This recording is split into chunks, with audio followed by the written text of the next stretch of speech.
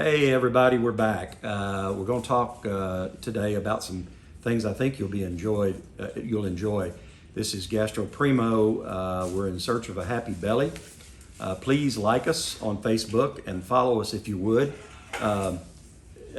Ring the bell and let us know that you enjoy these, and subscribe if you can to see if if we can improve and make this better for you. Just let us know. We were talking about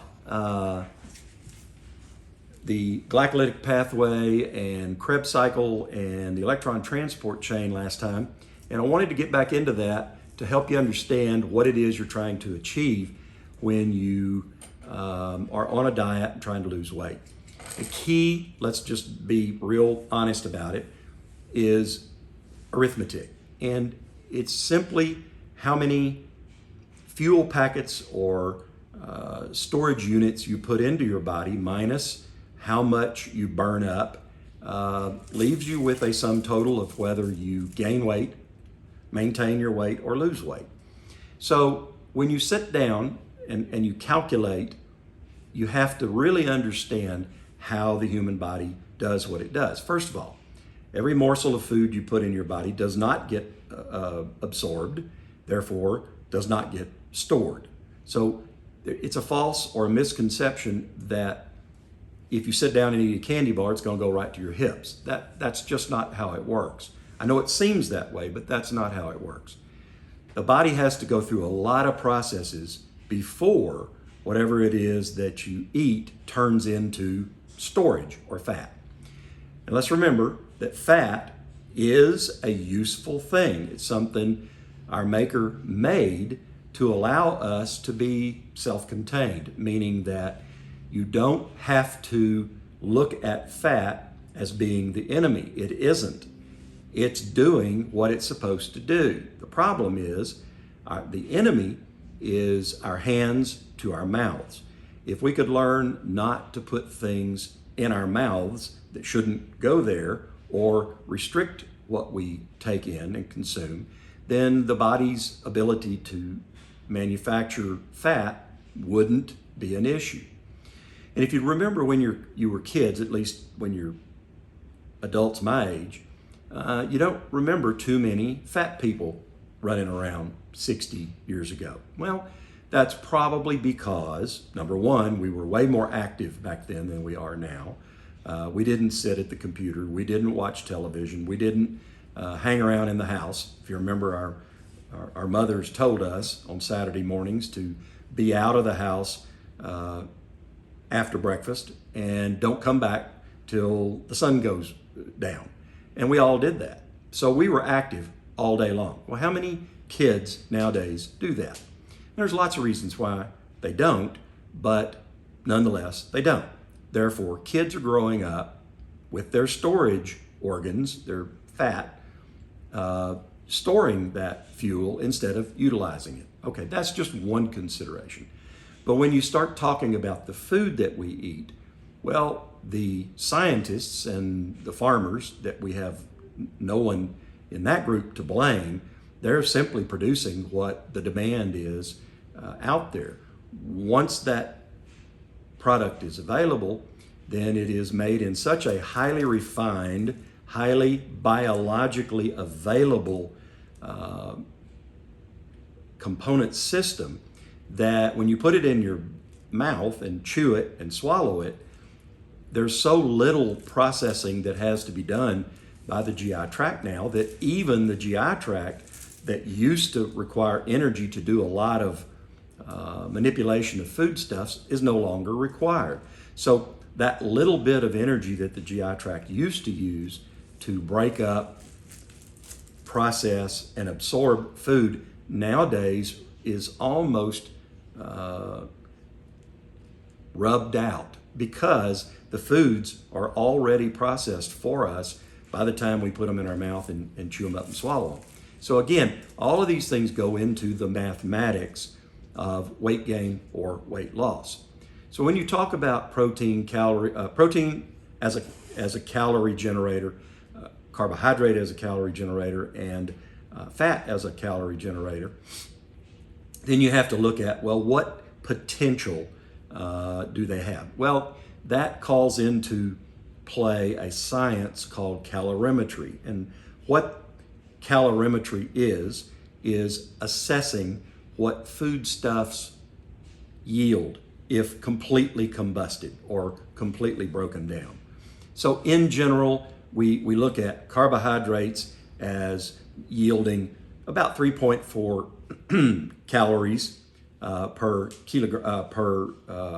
gram of dry weight.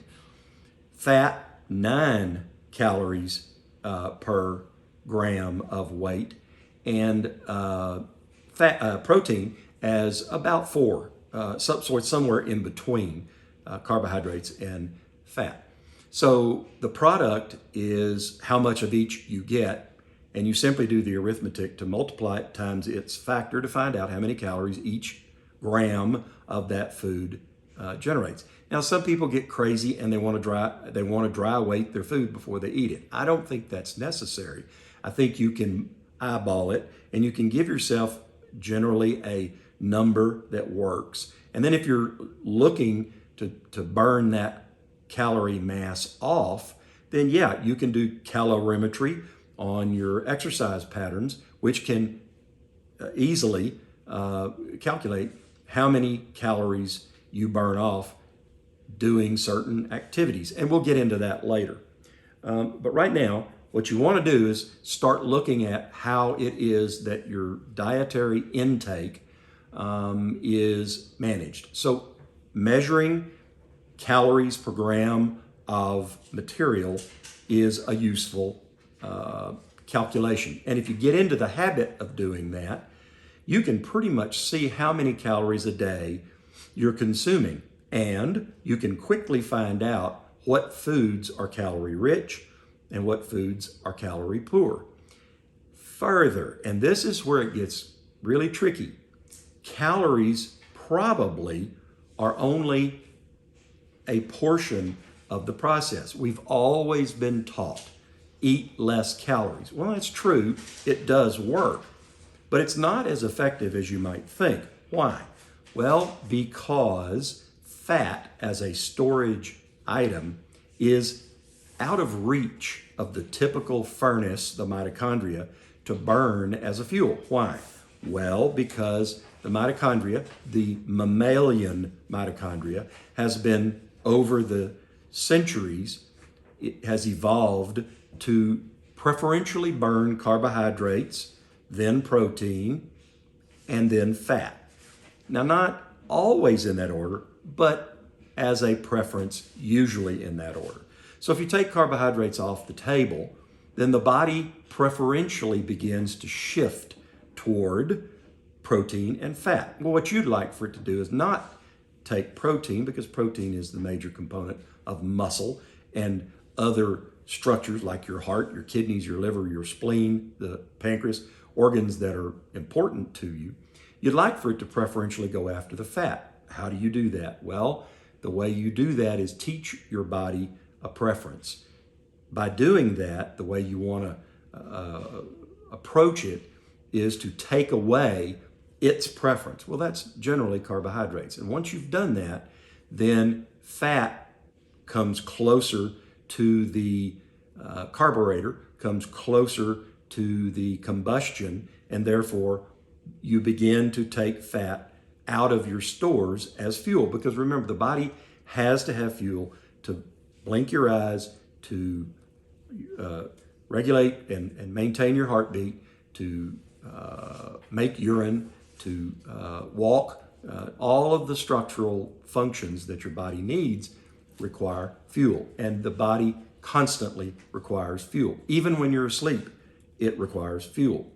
So if you take carbohydrates off the table, then the other two, fat and protein, become front and center. And those are the things that you really want to gain a direction toward fat if you can. And again, probably in the next episode, we'll talk about how Krebs cycle does what it does and how it preferentially heads toward utilization of fats as opposed to carbohydrate if you put a governor on glycolysis. Remember this, even if you take carbohydrates completely out of your diet, you will not deprive your body of carbohydrates. Your body will simply begin to take down other foodstuffs and manufacture its own carbohydrates. So the brain and the kidneys and all the other parts of the body will still have their carbohydrates, but they'll be carbohydrates that will be breakdown products of the other storage items. So that's exactly where you want to be. And when you hear people talk about being in ketosis, that's what you're doing. The ketone bodies that are generated out of Krebs cycle occur as a result of glycolysis not having enough fuel and therefore relatively slowing down, and the Krebs cycle picking up steam and utilizing its ability to generate the electrons, which remember are necessary in the electron transport chain for energy generation. And so you start preferentially pushing things toward Krebs cycle. And if you do that, then you take glycolysis in large part out of the picture, and therefore you become ketotic. That's the only reason ketosis is an important part of this, is it shows that you have shifted from the usual pathway that you get fuel through your system to an alternative fuel system. And when you achieve that, now you know that you are maximally utilizing fuel that you have stored on your body. Now, I recognize that when you're 300 or 400 pounds, it takes a long time to burn up that fuel. But just remember, you got that weight over 20, 30, 40 years. You did not get that way this last year. So you're not going to get it off in a year's time. On the next session, we'll talk about some of the things that go with this, like how to burn off calories, what preferentially works. Do you need to exercise? We all know that exercise puts wear and tear on the joints, and you end up with bad knees and bad hips and all that stuff if you're not real careful. So you do have to pay attention to that. So we'll talk about all those things. We'll also talk about how do you monitor those things. You know, there are now watches and things you can wear around your neck, and things online that will allow you to monitor the Fitbit profiles and the MyFitnessPal profiles, that kind of stuff. There's apps on your phone, there's apps on your computer, there's processes by which you can measure all of this. We'll go into that later. But right now, I just want to close this one out by saying the next session we'll finish up, hopefully, the discussion about the mundane stuff, the basic stuff, your physiology and your chemical evaluation, and we'll talk about how you get there. So remember, if you like what we're doing, like us on Facebook and follow us, and if you would, give us a big thumbs up and ring the bell to make it so that the subscription helps us to be able to get the information to you. This is Gastro Primo in search of a happy belly. Happy to be talking to you, and we'll talk again.